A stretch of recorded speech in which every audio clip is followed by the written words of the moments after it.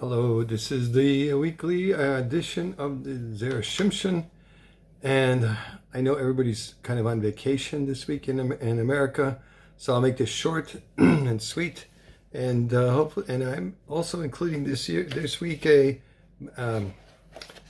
Segula story, a short one, and don't forget it's Parshat Beshalach, and it's Tesifies on Chodesh Shvat. And this is Parshat, the birds, Mitzvah Hashem plays out some, not on Shabbos, but on Erev Shabbos, put out some food for the birds, because they deserve it. Okay, what's the story with the olives? It says, Omar Iyov, Omar Oyev, Erdaif Asiga Chalek Shalatim La'emu Nafshi. This is a pasuk in Beshalach testify. The enemy say, I will pursue. Erdaif is olive. Asig, I will overtake. Achalek, I will divide the spoils. And achalek shalom. And my soul shall be filled with them. Okay, the first 5 words of the pasuk. Omar, Oyev, Asig, Achalek, right? Erdaif, Asalek. And the first 5 words of the pasuk begin with the letter Aleph. Why? The Egyptian exile was supposed to last for 430 years. 5 times 86. 86 is the Shem Elohim. That's the numerical value of the name of Elohim. And also Hateva. Chazal tell us that the hardships of the exile lasted for 86 years from when Miriam was born until they left Egypt. According to this calculation, the harsh enslavement took place only a 1/5 of the time that it should have lasted. We find a similar idea expressed in the Sefer Torah Chaim, which says that the reason Bnei Israel were subjected to 4 additional exiles after their brutal time in Egypt was because they needed to finish the 4 parts of the suffering they had been spared while in Egypt.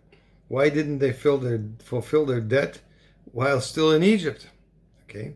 Hashem saw that the Jewish people had already sunk to the 49th level of impurity, and he knew that if they would be there any longer, there would no longer be Jewish nation to redeem. He therefore rescued them in haste. But the reality was that they never finished the exile, and the debt remains. It's possible, suggested Zera Shimshon, that our obligation to consume 4 kazesim of matzah on Seder night for the mitzvahs of Hamaitzi, Achilas, Matzah, Kairech, and Afikaimin are due to the fact that Hashem hastened the end of the exile, shortening it by 4 parts. The 4 pieces of matzah that we eat hint at the 4 parts of the exile that we are spared by leaving early. In a moment in time that when we were hurried into the wilderness so rapidly that our dough didn't even have time to rise. Paro felt the same way, convincing himself that his extended and illogical war with the Jews was not yet over. Yet, since Bnei Israel were still missing 4 of the 5 parts of the galus, they couldn't possibly be redeemed. He was therefore confident that he was going to corner them by the sea and bring them back. This is what the 5 olives are coming to signify: the 5 portions of the galus. The numerical value of Hashem's name Elohim multiplied 5 times. And the fact that 4 of those portions were still lacking when the Jews were redeemed. That's in the Zera Shimshon in our Parsha, Ois Yud Aleph. And there's a short Segula story that I thought was very nice. And as anyone trying to find a home or apartment to rent or purchase in the religious neighborhoods in New York City can tell you, it's virtually impossible to find a good deal.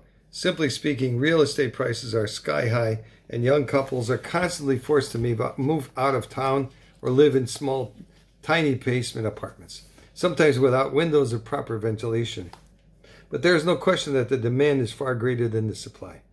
I managed to purchase an apartment in Williamsburg, but despite having done everything I was supposed to and fulfilling all the criteria demanded of me by the New York State Housing Department, the city still refused to grant me a certificate of occupancy. and was claiming that I hadn't done everything demanded of me. The lease in my apartment was almost up. I had nowhere else to go, and the city wouldn't grant me the necessary documents. Always claiming another reason why it wasn't yet possible to move in. I was willing to do anything they asked, but somehow, despite my best efforts, I found myself spinning my wheels.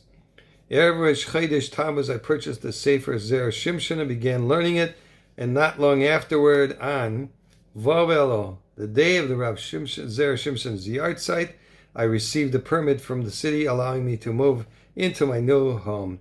There didn't seem to be any question in my mind, at least, that the city's sudden change of heart could only be attributed to the fact that I had begun learning from the Sefer of this very holy Jew. Zecher Tzadik HaKadosh V'Racha. Okay, everybody have a wonderful Parshat Beshalach, and don't forget the birds. Okay, Kol Tov, have a nice vacation.